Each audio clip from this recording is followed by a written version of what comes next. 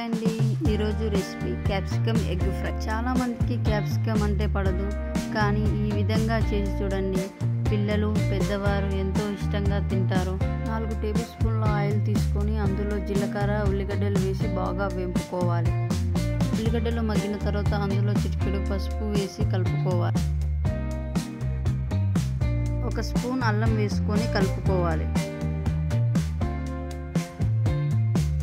ముందుగా కట్ చేసి ఉంచుకున్న క్యాప్సికమ్ ముక్కలు అందులో వేసి బాగా మగ్గనివ్వాలి. 1 స్పూన్ ఉప్పు వేసి కలుపుకోవాలి. మూత పెట్టుకొని ఒక 3 నిమిషాలు మగ్గనివ్వాలి.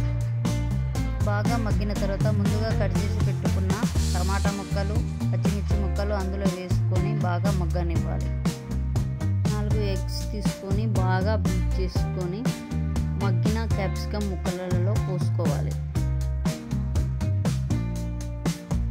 కలపకుండా అలానే 2 నిమిషాలు మూత పెట్టి పక్కన ఉంచండి.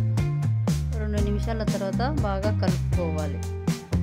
అంతేనండి, ఎంతో ఈజీగా సింపుల్గా రెడీ అయ్యే క్యాప్సికమ్ ఎగ్ ఫ్రై రెడీ. లాస్ట్లో చిటికెడు గరం మసాలా వేసి దించేసుకోండి. Thank you for watching. Please subscribe.